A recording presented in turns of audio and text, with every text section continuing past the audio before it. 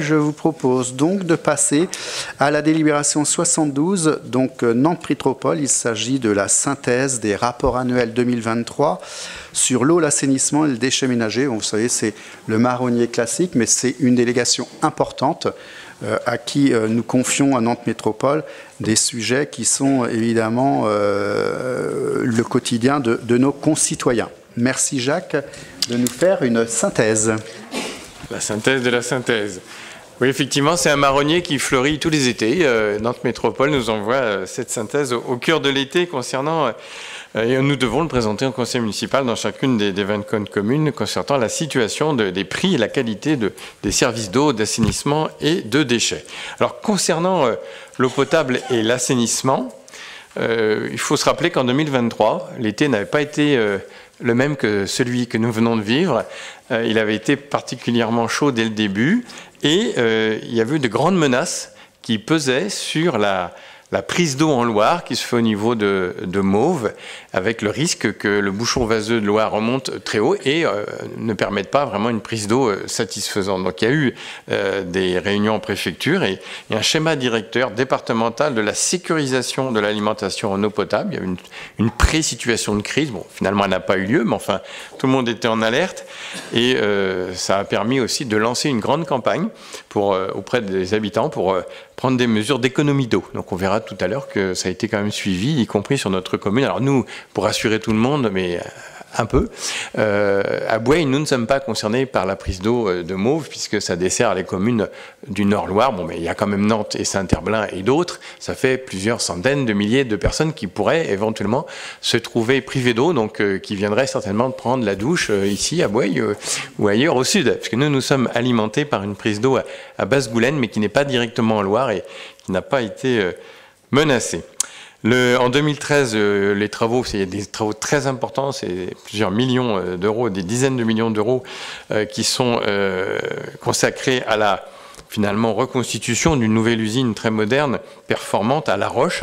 Donc ça se poursuit, ça a commencé à partir de 2017 et ce n'est toujours pas achevé, c'est un chantier gigantesque, je crois de mémoire, je crois que c'est 80 millions d'euros.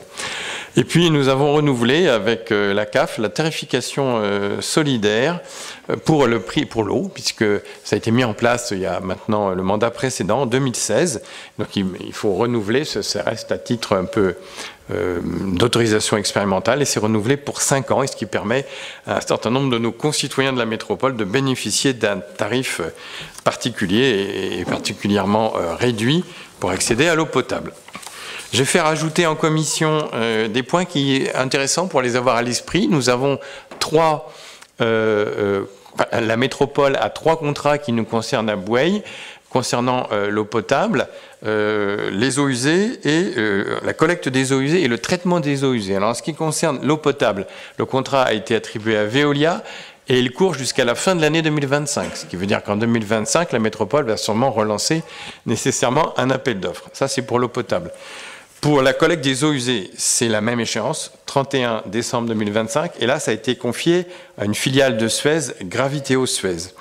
Et pour le traitement des eaux usées, donc là, c'est plutôt les stations d'épuration, c'est pareil, c'est jusqu'au 31 décembre 2025, et c'est une filiale de Suez qui s'appelle Epureo Suez. Les tarifs, eh bien l'eau en 2024 est aujourd'hui à 3,84 € du mètre cube, alors qu'elle était l'an dernier à 3,72 du mètre cube. S'agissant que c'est un prix qui est calculé sur une facture moyenne de 120 mètres cubes, parce qu'il y a des tarifs, on consomme beaucoup, les prix augmentent. Les données sur Boueil, vous avez le linéaire de réseau, 61,5 km, le nombre d'abonnés, il a augmenté, un peu plus, on est passé de 3721 à 3772, mais la consommation, c'est ça qui est intéressant, a diminué. Malgré que le nombre d'abonnés s'est développé, la consommation a diminué, et je pense que c'est lié, c'est pas parce qu'on se lave moins, je pense, mais c'est parce que les campagnes d'alerte sur l'eau, un bien qui devient précieux, commencent à porter, donc on le voit dans les chiffres là. Sur la collecte, donc sur l'assainissement, pratiquement équivalent en ce qui concerne le linéaire de réseau, le nombre d'abonnés un petit peu plus, une trentaine en plus, les postes de refoulement, il y en a toujours 21, la station d'épuration, on en a parlé en commission, on savait qu'on a une station équivalent 8000 habitants, et la bonne nouvelle, puisqu'on l'attendait depuis pas mal de temps, on la réclamait, c'est que la métropole a lancé l'étude pour notre nouvelle station d'épuration avec une capacité supérieure. Ça a été retenu comme une priorité du schéma directeur adopté en juin, je crois. Donc, tant mieux, c'est ce que nous attendions. Et puis, on voit que ensuite, après, les stations d'épuration génèrent des boues. Donc, il y a deux filières. 50% des boues sont en épandage agricole et 50% en compostage. En ce qui concerne les déchets, alors là, il y a une trajectoire qui est assez intéressante puisque la métropole s'est engagée à une réduction de 20% de la production des déchets à l'horizon 2030. Donc, on a les tonnages.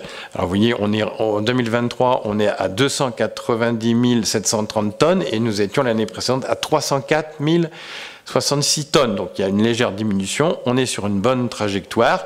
Et donc, ça se traduit aussi pour chaque ménage par une baisse puisque nous étions à 444 et quelques kilos. Il y a une petite coquille, hein, c'est en 2022 dans la parenthèse. 444 kg par habitant par an en 2022. Et en 2023, nous étions à 423. Donc là aussi, les déchets baissent dans nos poubelles. Et les poubelles bleues également, hein, donc les poubelles qui sont dites avec des matières qu'on ne peut pas facilement recycler. La collecte séparée des déchets alimentaires, vous savez, avait été lancée sur un secteur pilote de Nantes, ça a été élargi sur la ville de Nantes.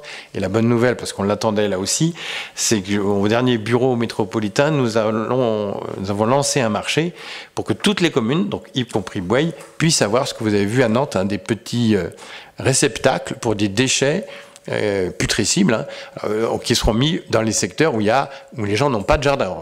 À Bouaye, beaucoup de gens ont des jardins, donc il y a moins d'urgence, mais au pied des immeubles, ça peut être intéressant pour des gens qui ne peuvent pas composter, mais on va pouvoir séparer ça et ça va être effectif, je crois, à partir de septembre 2025, le temps que l'appel d'offres, etc., et tout ça soit mis en place. Donc c'est une bonne nouvelle pour les communes autres que Nantes. Et puis enfin, en ce qui concerne les déchetteries, hein, vous avez vu aussi, là aussi, le volume a légèrement diminué. On est passé de 117 000 tonnes à 113 000 tonnes. Là aussi, parce qu'il y a du réemploi qui est encouragé. Il y a des collectes qui sont faites avec des ressourceries. Donc ça diminue finalement ce que les gens apportent en déchetterie. Et c'est très bien. Et dernière chose avant de terminer, eh bien c'est le prix, hein, parce que là aussi, hein, on parle du coût de la collecte. Eh bien aujourd'hui, la tonne, elle a augmenté, elle est passée de 236 € la tonne, le traitement de la tonne, à 268 €. Bon, j'ai fait un petit calcul, ça fait plus 13%, 13,5%, très exactement. Et ça s'est répercuté, mais dans une moindre mesure, parce que le coût global à l'habitant est un ratio qui est passé de 98 € à 108 €. Donc là, on a réussi à contracter finalement un peu l'explosion des 13% du coût de traitement de la tonne. Mais on a, nous, un surcoût de 10%. Donc on a un petit peu contracté l'explosion du coût de la récupération et du traitement des déchets. Il n'y a pas de vote, vous savez, à cette délibération, il y a juste, on prend acte qu'un rapport a été fait. Et il y a tout un rapport qui est disponible, si vous le souhaitez, beaucoup plus détaillé que cette synthèse. Merci Jacques. Est-ce qu'il y a des observations ou des questions? Oui, Monsieur Bougeot.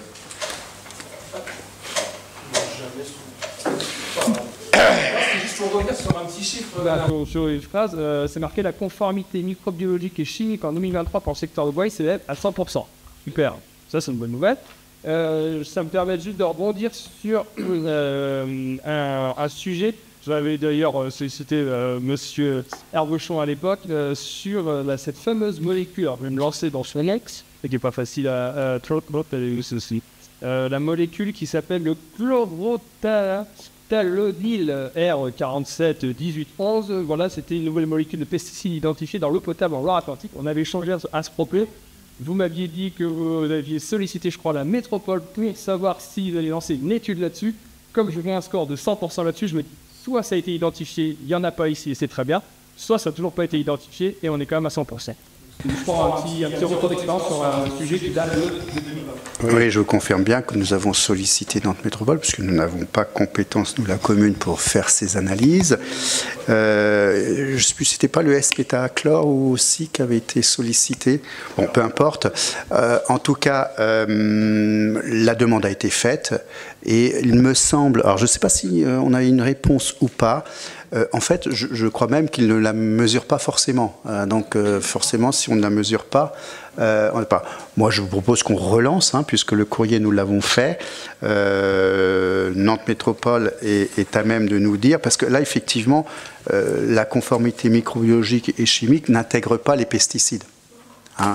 Donc, puisque les analyses en pesticides, c'est des coûts sans commune mesure que des analyses microbiologiques ou chimiques, je dirais, traditionnelles dans l'eau.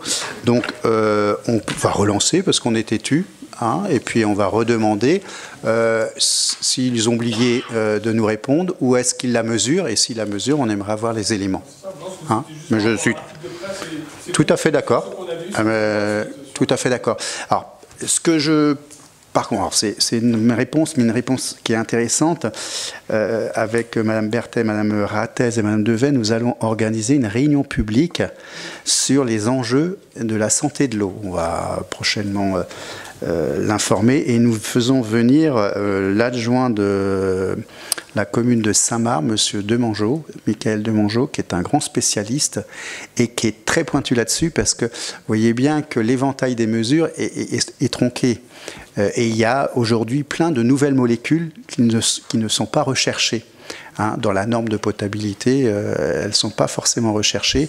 Et M. Demangeau a développé des méthodes pour avoir une vision globale de la qualité de l'eau au-delà des normes de potabilité, et notamment sur les pesticides et les enjeux, on le sait bien, cancérigènes des pesticides. Vous avez aussi toutes les molécules, les métabolites, qui ne sont pas forcément retenus dans les traitements d'eau potable. Donc on a fait venir, c'est quand la date ? 19 novembre, 18h30. 19 novembre à 18h30, réunion publique, donc ouvert à tous, salle du conseil municipal, et vous allez voir, il va nous faire une présentation en plus qui est vraiment intéressante pour voir comment les enjeux de santé depuis l'après-guerre a évolué, puisqu'il va nous faire une petite diapo où on montrait qu'il fallait mettre du vin dans les restaurants scolaires, c'était très bon pour la santé, comme quoi les enjeux de santé évoluent énormément, et bon voilà, et donc il va nous expliquer un petit peu comment il travaille, puisqu'il est vice-président d'Atlantico, qui est une des grands distributeurs d'eau en Loire-Atlantique, en dehors de la métropole.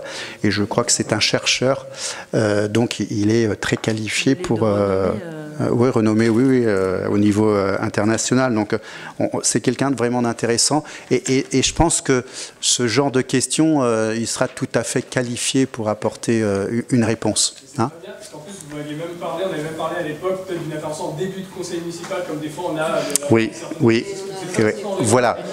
Là, justement, on a opté pour une réunion publique, justement. Ouais. Oui, parce que conseil, bon, on réserve une demi-heure, mais c'est un peu court.